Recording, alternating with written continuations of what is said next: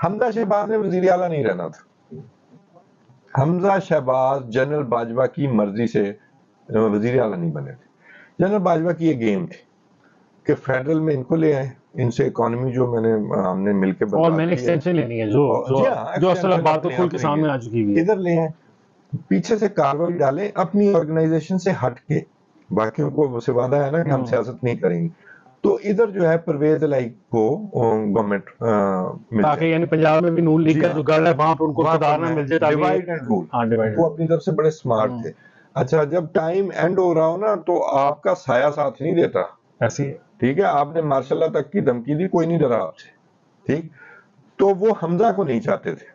اچھا second choice ان کی تھی کہ اگر نون سے بنتا ہے تو ملک احمد خان وزیر اعلیٰ بنے.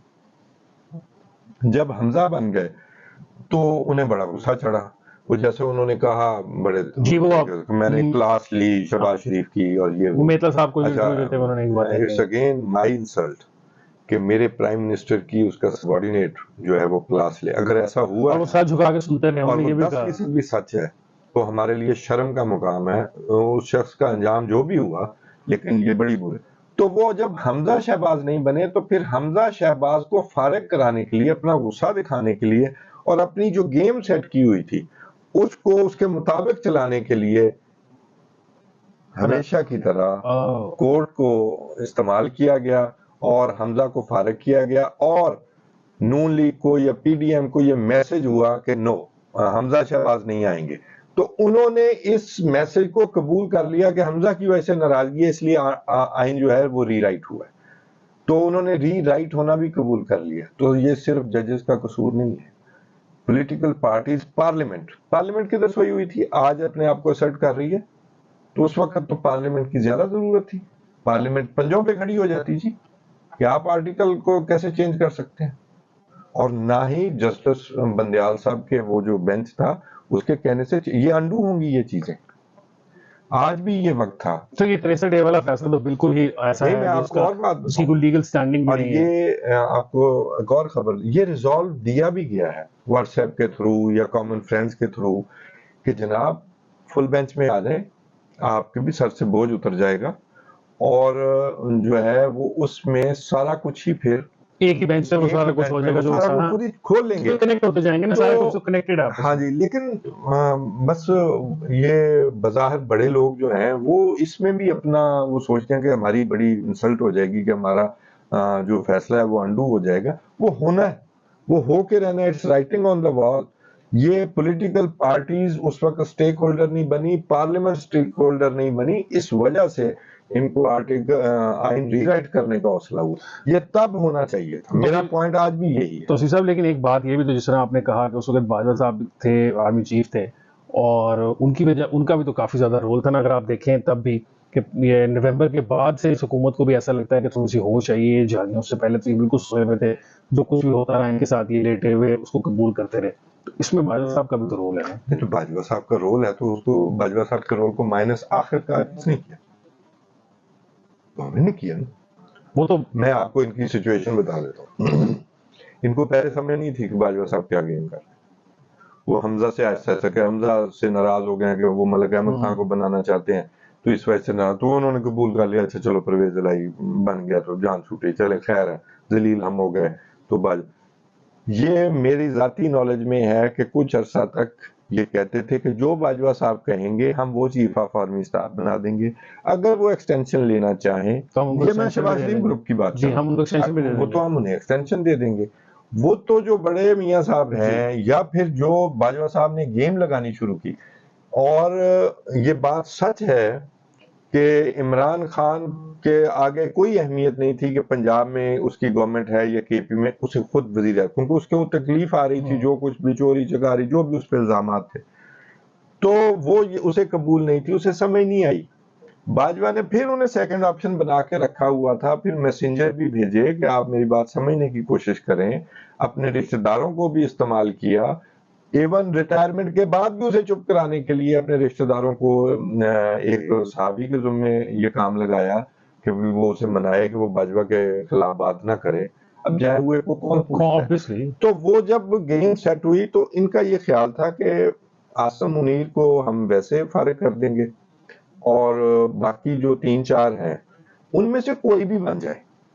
اچھا، مزے کی بات یہ ہے کہ جنرل باجوہ 5 کے 5 جو کنٹینڈرز ہیں، ویسے تو جو وزیر اعظم ہے وہ 10 میں سے بھی بنا سکتا ہے، یہ کوئی ایسی بات، 5 کے ساتھ 5 جنرلز کے ساتھ گیم کر رہے ہیں۔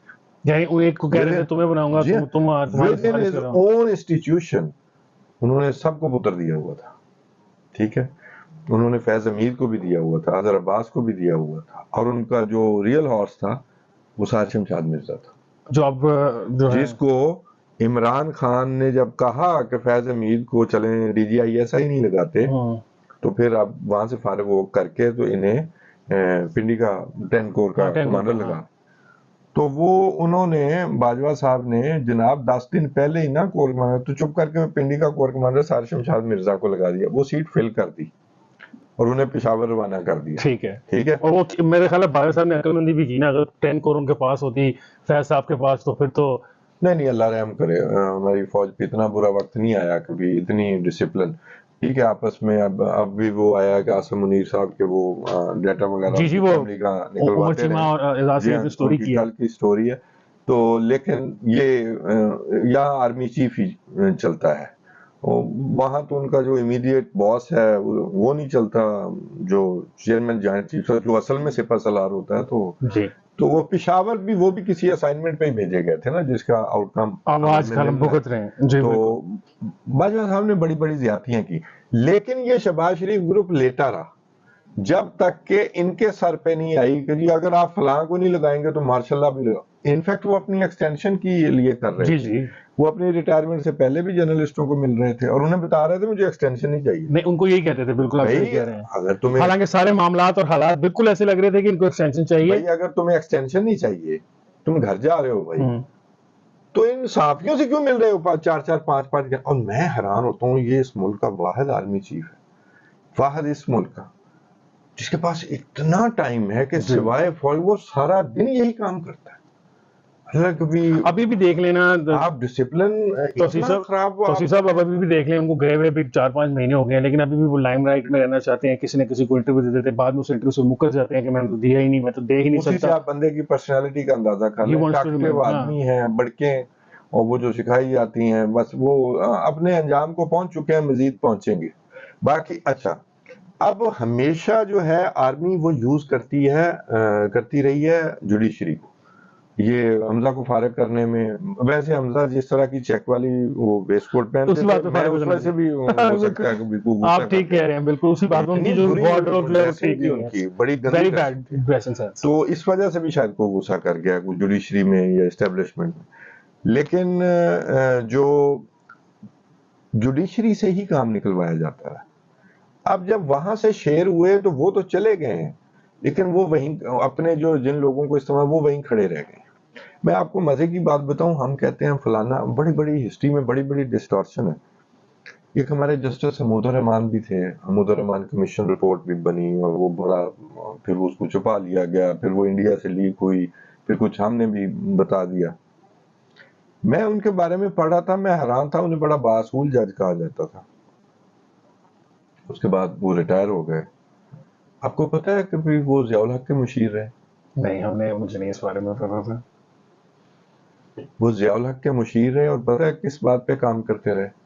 کہ متناسب نمائندگی پہ صدارتی نظام لایا جائے، اور انہوں نے اس معاملے کے لیے شاید بھٹو کو بھی خدمات اپنی جو ہیں وہ دی تھی، کہ بھٹو کے بھی ذہن میں تھا کہ صدارتی نظام وہ ون پاورفل صدر ہو نا، آئین تو بھٹو نے بنا لیا، لیکن بھٹو کے بھی خاص ٹیسٹ تھے نا، تو وہ یہ تھا کہ یہ تو ان کے بغیر، باقی پارٹیز کے بغیر بن نہیں سکتا تھا۔